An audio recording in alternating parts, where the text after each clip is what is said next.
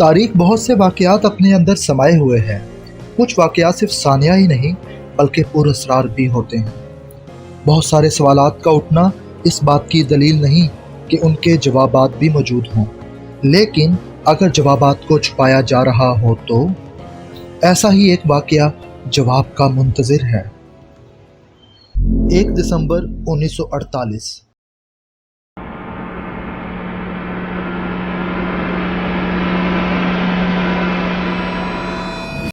جنس مرد، عمر تقریباً 45 سال، مقام ایڈیلیڈ آسٹریلیا، حالت مردہ، خاندان نامعلوم۔ سومیرٹن بیچ پر شام کے 7:30 بجے نیل ڈے نامی شخص نے ایک اور شخص کو سومیرٹن کے ساحل پر لیٹے ہوئے دیکھا۔ اگلی صبح بھی جب نیل ڈے نے اس شخص کو اسی جگہ اسی حالت میں پایا تو پولیس کو اس واقعے کی خبر دی۔ پولیس نے فوراً آ کر اس شخص کا معائنہ کیا۔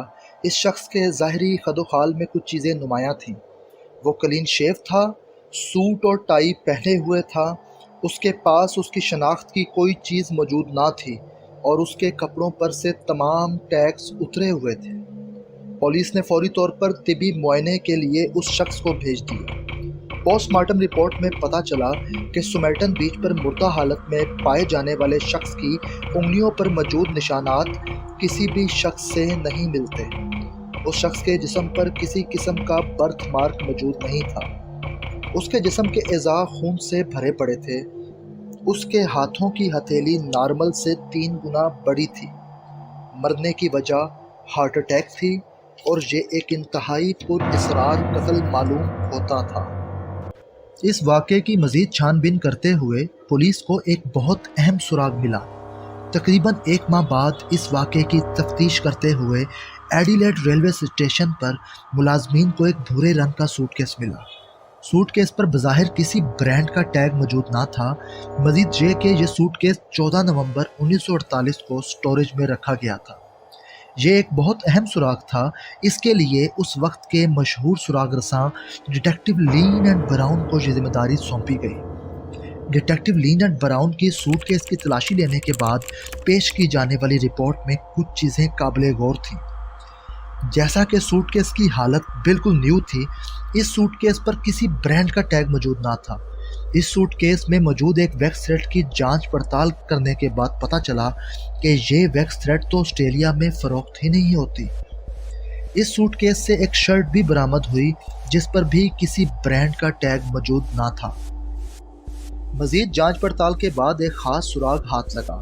اسی سوٹ کیس سے ایک بیگ اور انڈر گارمنٹ بھی ملے جن پر برانڈ ٹیگز تو موجود تھے، لیکن ایک نام کے برانڈ کے سپیلنگ مختلف تھے۔ ایک کا نام کین جس کے آخر پر ای آتا تھا اور دوسرے کے آخر پر این موجود تھا۔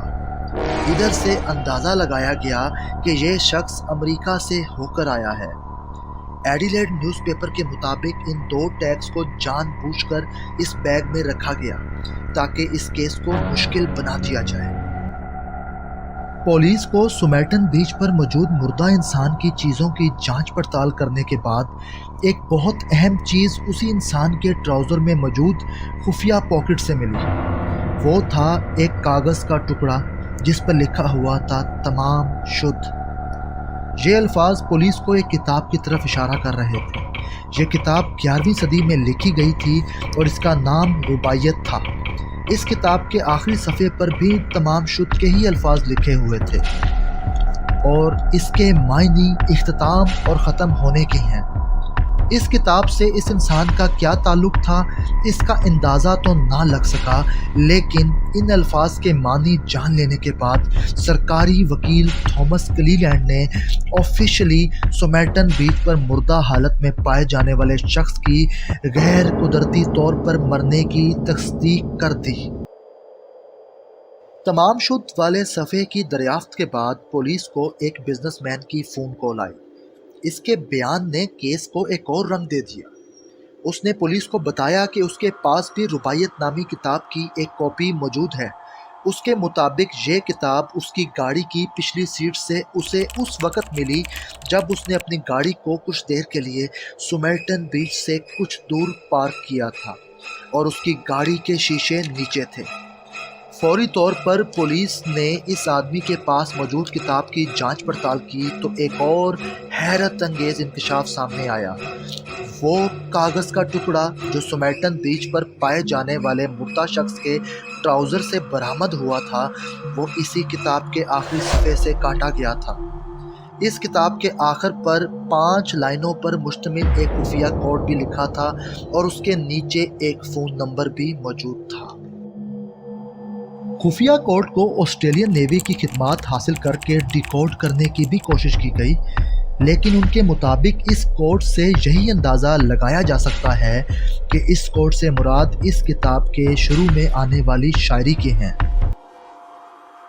اس کیس میں ایک اور موڑ تب آیا جب پولیس نے کتاب میں پائے جانے والے فون نمبر سے رابطہ کیا تو انہیں پتہ چلا کہ یہ نمبر ایک عورت جس کا نام جیسی تھامسن ہے اور اس کی رہائش بھی سمیٹن بیچ سے تقریباً 100 میٹر کی دوری پر ہے۔ جیسی کے مطابق ایک وقت میں اس کے پاس بھی رباعیت نامی کتاب کی ایک کاپی موجود تھی جو اس نے آگے الفریڈ بوکسل کو دے دی، لیکن الفریڈ بوکسل سے جب پولیس نے بیان لیا تو انہیں پتہ چلا کہ اس کے پاس ابھی بھی وہ کتاب موجود ہے۔ اسی اثناء میں پولیس نے سمیٹن بیچ سے ملنے والے مردہ انسان کو آخر کار دفنا دیا، لیکن مزید تفتیش کے لیے اس کی شکل سے ملتا جلتا ایک مجسمہ بھی تیار کروا لیا۔ پولیس انسپکٹر لائنل لین کے مطابق جیسی تھامسن کو جب وہ مجسمہ شناخت کے لیے دکھایا گیا تو وہ ایک بار دیکھتے ہی بے ہوش ہو گئی اور ہوش میں آنے کے بعد اس نے اس شخص کی شکل پہچاننے سے بالکل انکار کر دیا۔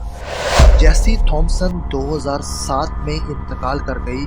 اپنی آخری وقت میں بھی اس نے اس انسان کو جو سمیٹن بیچ پر مردہ پایا گیا تھا اسے پہچاننے سے انکار ہی کیا۔ سمیٹن پر مردہ پائے جانے والے شخص کے اس حیرت انگیز واقعے سے تقریباً 3 سال پہلے بھی کچھ ایسا ہی واقعہ رونما ہوا تھا۔ اس کیس پر بننے والی پہلی تھیوری کے مطابق جون 1945 میں جارج مارشل نامی شخص نے خودکشی کی تھی اور اس کے مرنے کی وجہ نیند آور گولیوں کا استعمال تھا، لیکن اس میں تعجب کی بات خودکشی نہیں بلکہ اس کے پاس سے ملنے والی کتاب تھی جس کا نام بھی رباعیت ہی تھا۔ اس کا مطلب یہ بھی ہو سکتا ہے کہ 1948 میں سمیٹن کے ساحل پہ موجود مردہ شخص کے پاس سے ملنے والی کاغذ کا فقط اتنا ہی تعلق اس کی موت سے ہے کہ وہ دنیا کو ان الفاظ تمام شد سے بتانا چاہتا ہو کہ اس کا وقت پورا ہوا، لیکن یہ بات بھی صرف ایک مفروضہ ہی ہے۔ ایک اور تھیوری جو حقیقت کے زیادہ قریب ہو سکتی ہے وہ یہ ہے کہ یہ شخص ایک جاسوس تھا جسے رشیا کے جاسوسوں نے مار دیا ہو، کیونکہ جس رات اس انسان کی موت واقع ہوئی وہ ورلڈ وار 2 کا زمانہ تھا۔ اس کے مرنے سے کچھ مہینے پہلے ہی سوویت ایمبیسی کے جاسوس رنگ کو آسٹریلیا کینبرا میں پکڑا گیا تھا۔ اس تھیوری کو زیادہ تقویت ایک اور بندے کے بیان سے بھی ملتی ہے جس کا کہنا تھا کہ وہ اس رات سمیٹن بیچ پر موجود تھا جس رات اس انسان کو ادھر مردہ حالت میں دیکھا گیا۔ اس کے مطابق اس نے دیکھا ایک انسان دوسرے انسان کو اپنے کندھوں پر اٹھا کر سمیٹن کے پانی کے قریب لے کر جا رہا ہے۔ اس کے اس بیان کی تصدیق کرنا بہت مشکل ہے کہ وہ سچ بول رہا ہو یا جھوٹ۔ 2013 میں سامنے آنے والی ایک تھیوری نے اس کیس کی کچھ مشکلات حل کر دی۔ تھیوری کے مطابق جیسی تھامسن جس کا نمبر رباعیت کتاب کے آخر میں پایا گیا تھا وہ خود ایک رشین جاسوس ہو۔ اس بات کو زیادہ تقویت اس لیے ملتی ہے کیونکہ یہ تھیوری کسی اور نے نہیں بلکہ خود جیسی تھامسن کی بیٹی کیٹ تھامسن نے پیش کی۔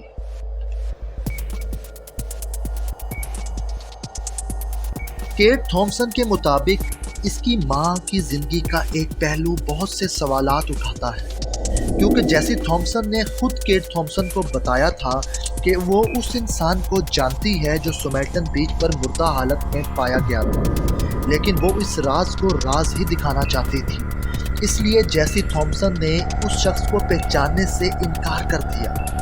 کیٹ کے مطابق اسے ساری زندگی اپنی ماں کے اس بیان کے بعد یہی لگتا تھا کہ اس کی ماں اس شخص کی موت کی ذمہ دار ہو سکتی ہے۔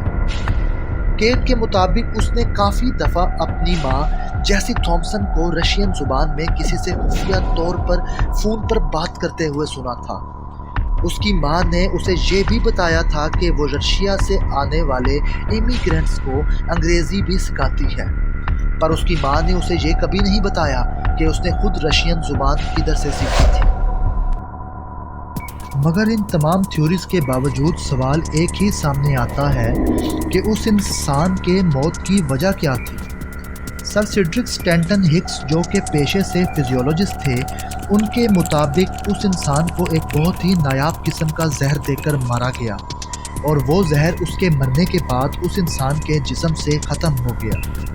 अदालत में सर हिक्स ने इस जहर का नाम बताने से इनकार कर दिया, पर उन्होंने एक कागज़ पर 2 नाम लिखकर जज के आगे पेश किए।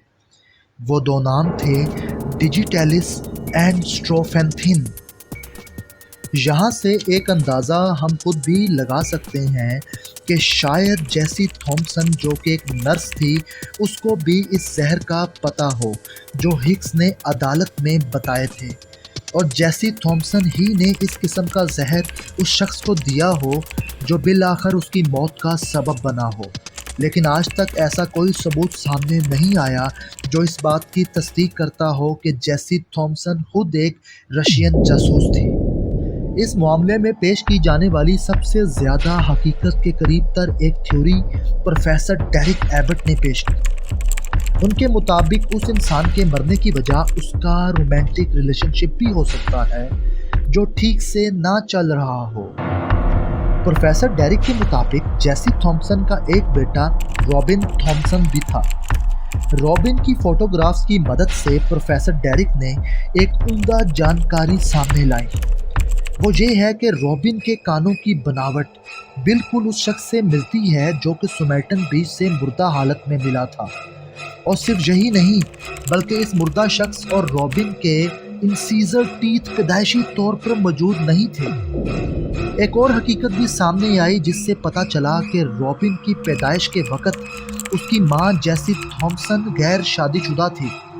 इस बात से प्रोफेसर डेरिक ने अंदाज़ा लगाया कि हो सकता है जेसी थॉम्पसन और वो शख्स जो सुमेटन के साहिल पर मुर्दा पाया गया था, उन दोनों में ताल्लुकात के नतीजे में रॉबिन थॉम्पसन पैदा हुआ हो।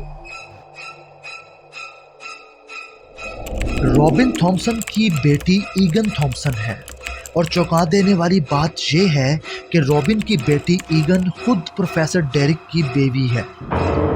2018 में प्रोफेसर डेरिक ने जब इस मुजस्मे का मुआयना किया जो उसकी बीवी की दादी जेसी थॉम्पसन को दिखाया गया था, उसे वहां से 3 बाल मिले जो उसे यकीन दिला रहे थे कि शायद यहाँ से उसकी बीवी का कोई जेनेटिक लिंक डीएनए से साबित हो जाए।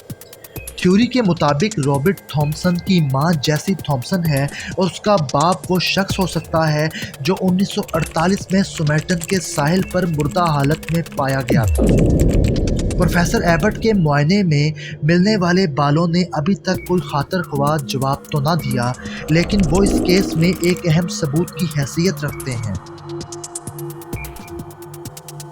अगर हम इस थ्योरी को ही सच मान लेते हैं तो उसके मुताबिक वो शख्स जो सुमेटन के साहिल पर मुर्दा हालत में पाया गया था, वो ही रॉबिन थॉम्पसन का असली बाप था। लेकिन अभी भी कुछ सवालात के जवाबात मौजूद नहीं हैं, जैसा कि वो शख्स आखिरकार था कौन, वो मरा कैसे, उसे साहिल पर मुर्दा हालत में क्यों छोड़ दिया गया। शायद जेसी थॉम्पसन और मुर्दा शख्स दोनों ही जासूस हों और दोनों का एक दूसरे से ताल्लुकात बनाना नामुनासिब हो, जिसकी वजह से उस शख्स को मार दिया गया। और शायद यही वजह हो कि जेसी थॉम्पसन उसे पहचानने से इनकार करती थी। लेकिन सवाल ये है कि जेसी थॉम्पसन ने आखिरकार उसे पहचानने से इनकार क्यों किया। बहुत से सवालात अभी भी जवाबात का मुंतज़िर हैं, और इस तरह हमारी पहली एपिसोड अपने इख्तिताम को पहुंचती है। इस वीडियो को एंड तक देखने का बहुत शुक्रिया। मिलते हैं एक और दिलचस्प एपिसोड के साथ, तब तक के लिए अपना ख्याल रखें।